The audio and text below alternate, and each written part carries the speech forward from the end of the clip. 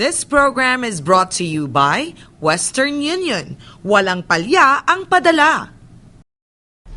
Isang mapagpalang umaga po mga kamarino at bukas po ay linggo na at araw ng Palaspas o Palm Sunday para sa ating mga kapamilyang Katoliko. Good morning Admiral at good morning sa inyong lahat! Good morning, Maricel. Linggo de Ramos na nga po tayo bukas, kaya sana bigyan natin ng panahon ang pagninilay. Ngayon, ipapakita po namin ang ilang mga bagay na maaari ninyong gawin o puntahan sa Holy Week. Ibabahagi din po namin sa inyo ang value ng paghahanda para sa kinabukasan, pag-iimpok at pag-iinvest. We will also feature today Gig and the Amazing Zampaguita Foundation or GASPI, which recently celebrated its 4th anniversary. Kaya tutok lamang po mga kamarino at samahan niyo po kami for 30 minutes. Sa isa na namang masaya at makabuluhang paglalayag, all aboard dito sa Yan ang Marino.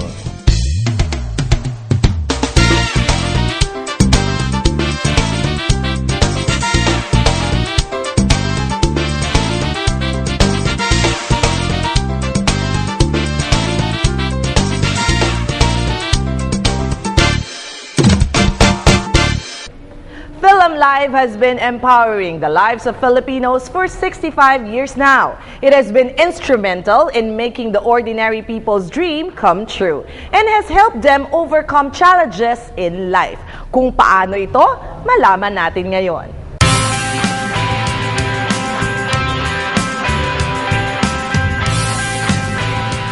Pagdating sa pagbibigay proteksyon, ang PhilAmLife with more than 65 years of expertise ay nangunguna. This year, mas lalo nilang pinaganda at pinaigting ang kanilang mga programa para sa mga overseas Filipino workers. Ayon nga kay Mr. Kari Kasipit, ang Vice President for OFW Marketing, nakafocus ang PhilAmLife ngayong taong ito sa mga seafarers. Dahil alam natin na napakarami ng kanilang mga pangangailangan at isa rito yung paghahanda sa kanilang pagbabalik dito sa Pilipinas, maging sa kanilang mga family members. So dito kami nagfo-focus ngayong taong ito na kung saan iikot kami sa buong bansa para ikalat ang magandang balitang ito sa ating mga marino. Ang PhilAmLife ay merong tinatawag na Balik Bayani Program. Ito po ay isang grupo ng mga programs or modules na kung saan tinuturuan natin ang ating mga marino at maging ang kanilang mga miyembro ng pamilya kung paano paghandaan ang pangangailangan nila financially sa kanilang mga paglatag ng mga pangarap nila sa buhay. Dagdag pa niya, through financial literacy, maging yung mga program natin about family preparedness sa panahon ng disaster. Meron din po tayong module na iniikot nationwide. At maging sa investment na kung saan may mga marino tayo at ang kanilang mga family members ay nagkakaroon ng interes na lagyan ng pondo ang kanilang mga pangarap. Dito po sa PhilAmLife ay maaari po nilang masimulan yan through our programs. Ang insurance pagdating sa ating mga marino, very aware na sila dyan, lalong-lalo na on-board, alam nila napakaganda ng benepisyo. Ang kakulangan na lamang po nito ay kapag sila ay nagbabakasyon or nag-end yung contract, lahat po ng benepisyon yun ay nahihinto. Sa kailangan po, on their own, nagpaplano rin po sila na meron silang sapat na protection coverage maski po sila ay nakabakasyon. ika pa niya, para maabot ng bawat pamilyang marino ang kanilang mga pangarap, kinakailangan na ilatag kung ano ba ang mithiin o goal nila. Ito anya ang pinakamahalagang hakbang sa financial planning. Before they even jump to yung mga iba't ibang klase ng investment, dapat malinaw po ito sa ating mga marino at family members nila. Bakit nga maubali si tatay? Kailangan identify dito, ano yung goal, iset po ano yung time frame, ilang taon o gaano katagal ang inaalat natin para makamit ang objective na ito. Pangalawa naman po, kailangan din po pag-isipan, ito po ba ay pang short, medium o long term na objective. Ito po ay makakatulong bago po sila tuluyang pumasok sa kung ano man pong mga investment na yan. Sa dami ng mga instrumento na pwedeng pasukan para makaipon o makapag-invest, malaki rin ang posibilidad na mahulog ang ating mga kamarino sa financial scams, kaya kailangan alamin natin kung sino ang nasa likod ng mga magagandang offers na ito. No, minsan po kapag po ito'y sobrang ganda, in terms of yung ROI, yung balik ng pera nila, yung kikitain nilang mga interes sa mga transaksyon. We also have to be careful kasi pagka sobrang ganda, malamang po ay ito'y hindi po magkakatotoo. So make sure stable po ang kumpanya na nagre-represent doon sa mga programang nakikita nila. Ay kailangan alam natin na through this investment, mamimit po ang ating mga objectives. Halimbawa na lamang po, kung ang objective natin eventually sa pag-i-invest ay makapagpatayo ng negosyo, dapat po alam natin ano ba po ang money value, ano ang halaga ng negosyong gusto nyong itayo.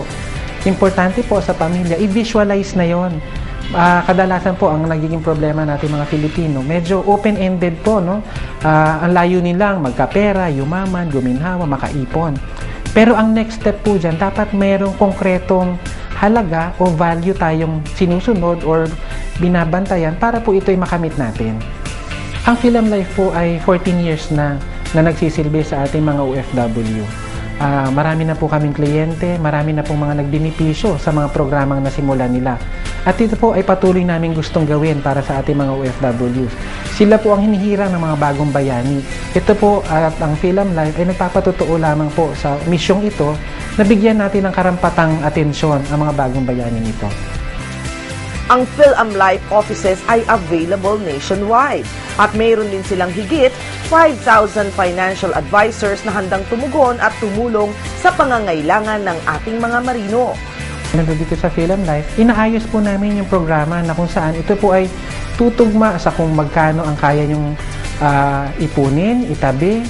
At in fact, pagka po tayo ay dumaan sa isang financial planning process, ito po ay dadaanan po natin na kung saan malalaman natin magkano ang kailangan mong itabi. Magkano ang kailangan itabi para sa pamilya nang sa gayon makamit naman po yung mga layunin nila financially. So, napakadami pong choices, napakadami pong option. Para sa Philam Life, ang mahalaga po, makapagsimula tayo, maski maliit po lamang. Sila po ay pwedeng lumapit sa mga kakilala nilang financial advisors ng Philam Life. At sigurado po ako, we are more than willing and able to assist them pagdating sa financial planning. Ito po ay gagawin natin ng libre para sa ating mga marino. Kung kayo po ay naimbitahan, sana po ay paunlakan ninyo ang aming mga imbitasyon. Nationwide po ito. We do a lot of forums, financial literacy, financial planning. Ito po ay libre. Antayin niyo po kami sa inyong mga lugar. Yung mga misis po natin mga marino, no, baka po sila po ay maimbitahan. Sana po makasama po namin sila dito sa araw na ito para matulungan din po ang ating mga marino makapagplano financially. Hindi biro ang sinusuong na hirap ng mga Pilipinong mandaragat para mabigyan lamang ng maayos na kinabukasan ang kanilang pamilya. Kaya naman ang paalala ng Philam Life. Muli, marami pong salamat sa pagpapaunlak ninyo sa amin. Kami po dito sa Philam Life ay bukas ang aming mga opisina at tanggapan para po sa inyong mga katanungan. Makakaasa po kayo na ang pamilyang OFW at lalo-lalo na po ang ating mga marino ay welcome po dito sa amin. Maaari nyo kami tawagan sa 521-6300 or sa aming pong website www.philamlife.com para po sa inyong protection, education, retirement at investment needs. Dito po kayo sa Philam Life. Anong plano nyo? Usap tayo. Up next, the event was also celebrated in other parts of the country.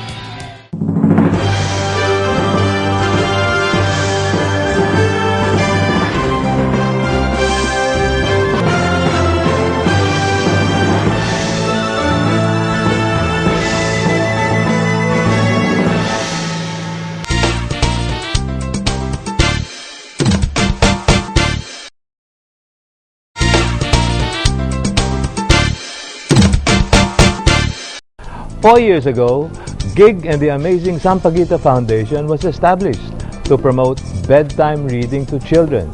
Today, GASPI has been successful in doing that and more. So, let's watch this.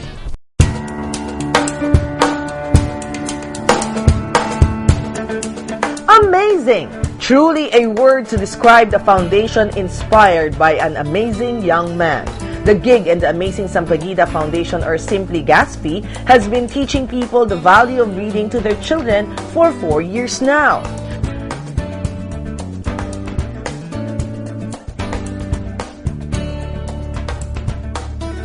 Their vision to promote well-bonded relationships among and within seafaring families through reading habits have included programs such as book donations and feeding programs, among others.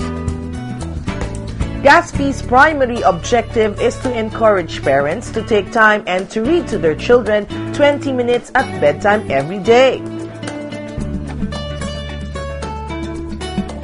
This year, Yanang Marino was invited to take part as they celebrate their 4th year anniversary in Haven for Children, a facility for recovering children.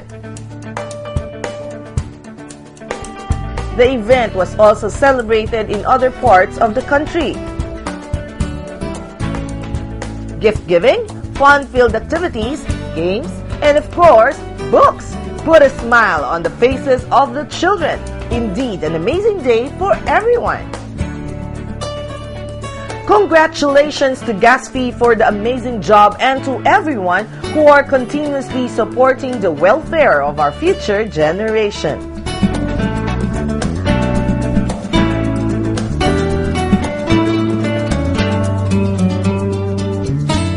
Up next, kapag pinalad kang maging GASFI Scholar, full tuition fee ang iyong matatanggap.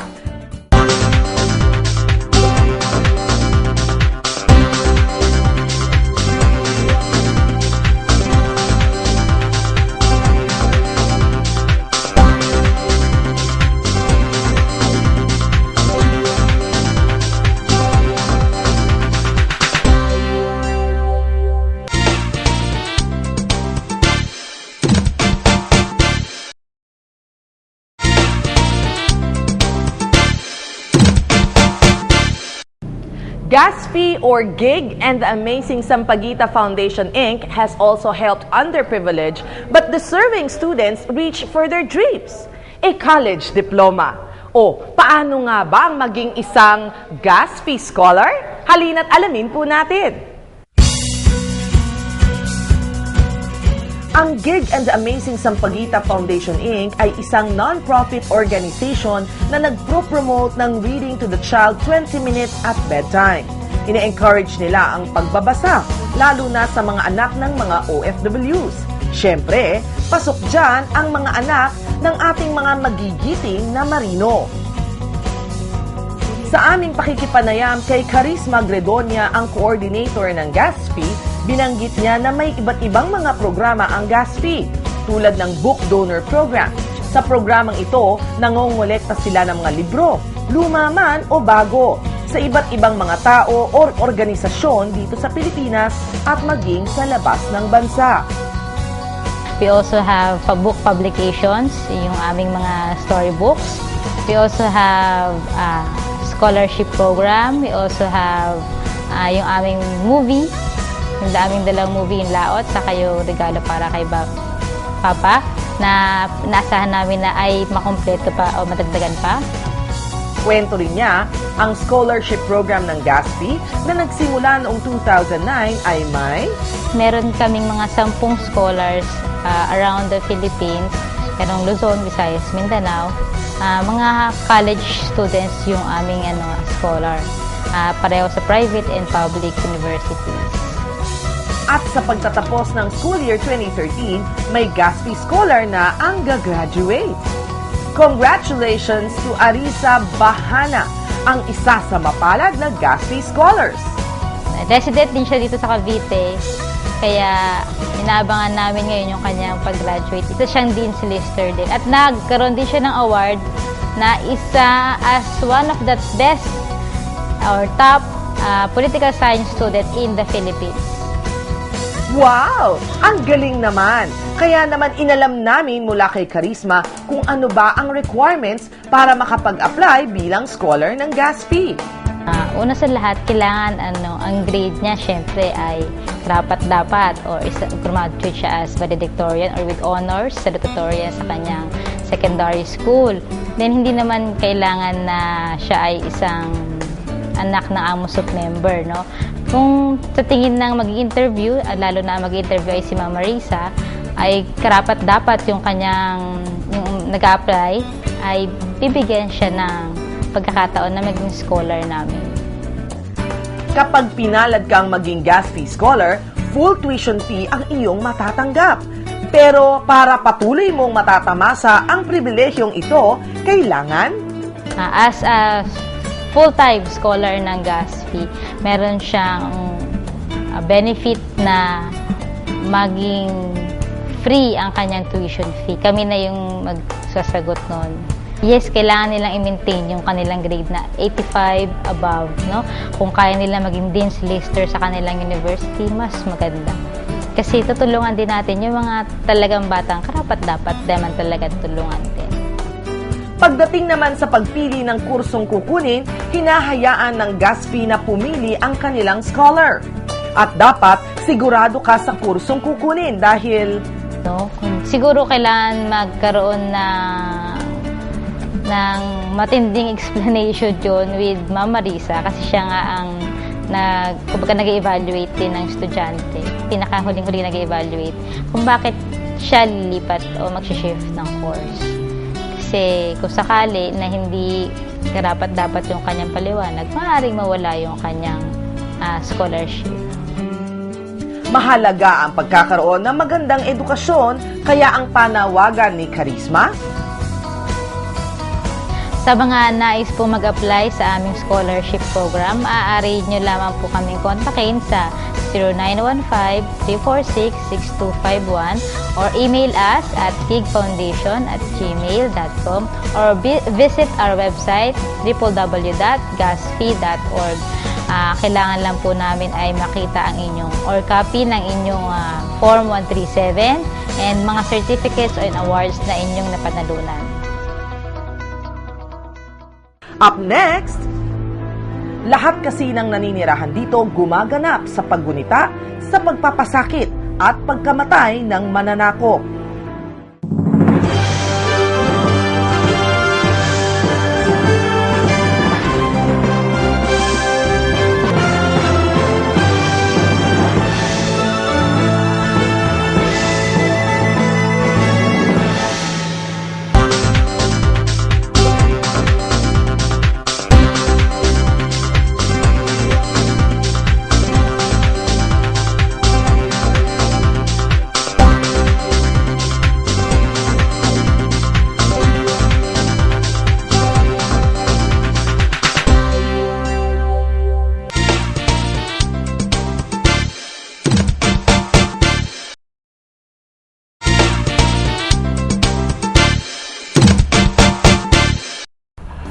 Sa pagpasok ng mahal na araw, alalahanin natin ang iba't ibang paraan sa paggunita nito, mula sa pagpasok ng linggo ng palaspas hanggang sa linggo ng pagkabuhay. Samahan niyo po kami sa pag-alala sa mahal na araw. Ang mahal na araw ay panahon ng paggunita at pagbabalik loob sa Diyos ng mga Kristiyano. Mga araw na pag-alala sa ating tagapagligtas, ang Panginoon Hesukristo. Para sa mga Kristiyano, ang mahal na araw ay napakagandang pagkakataon para palalimin ang kanilang pananampalataya. Kapag Semana Santa sa bansang Mexico, dinarayo ang 150-year-old tradisyon sa Iztapala. Lahat kasi ng naninirahan dito gumaganap sa paggunita, sa pagpapasakit at pagkamatay ng mananakop. Ang mga Orthodox Christians naman mula sa Serbia, pasan ang sari-sariling krus habang lumalakad patungo sa Church of the Holy Sepulchre sa Jerusalem.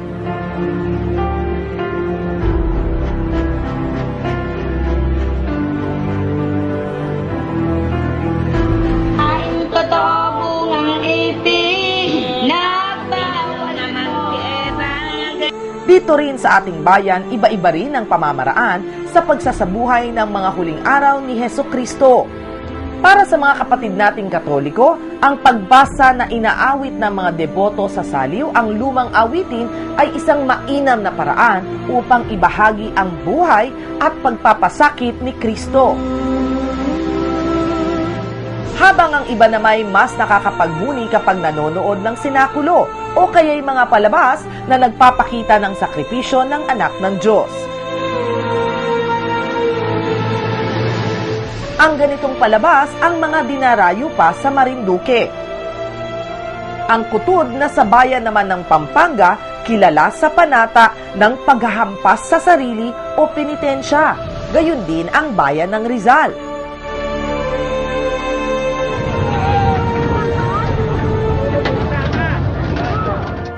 Habang ang iba na may dumarayo pa sa mga lugar na kanilang paniniwala ay magbibigay sigla sa kanilang pananampalataya tulad ng kamay ni Jesus sa Lucban, Quezon o kaya naman ay mystical cave sa Antipolo.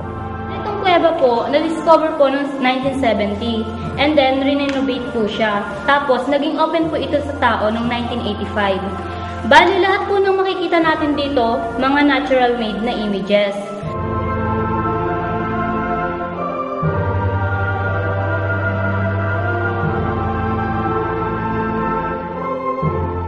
Sa pagpasok ng mahal na araw, anuman ang paraan ng kanilang paggugunita dito, ang mahalaga ay mag-ukol tayo ng panahon sa pananahimik para lubos nating mabigyang pansin ang ating buhay espiritual.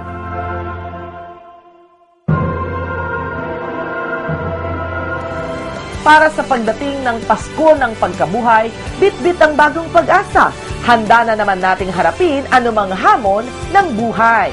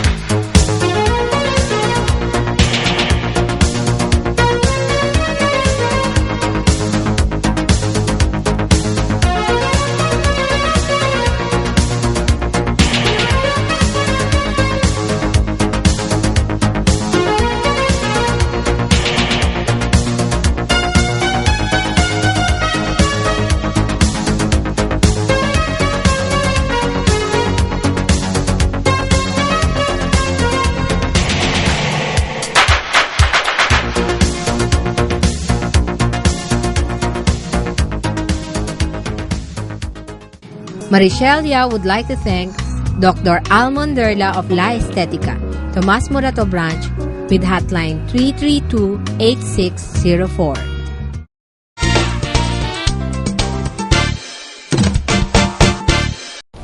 Mga kamarino, sana'y may napulot kayong mga aral sa mga ibinahagi namin sa inyo ngayong Sabado. Mga aral na magiging daan para mapalago ninyo ang inyong mga sarili at mapaganda ang inyong buhay. Kaya huwag niyo pong kalilimutan na kami samahan sa mga susunod pa naming paglalayag tuwing Sabado po yan mula 11 hanggang 11:30 every morning. Dito pa rin po sa PTV4, ang telebisyon ng bayan. Kaya mga kamarino, do visit us on our website, that is www.yanangmarino.com, and send us your comments and suggestions. Don't forget to like us on your Facebook at syempre Mariaw po ang aking Twitter at Facebook account. Kung kayo na may kasalukuyan nakasakay sa barko, basta may internet access kayo, mapapanood niyo rin po kami through live streaming. Just type www.ttv.ph. Have a blessed weekend mga kamarino, but for now, Anchors away! bye! Bye-bye!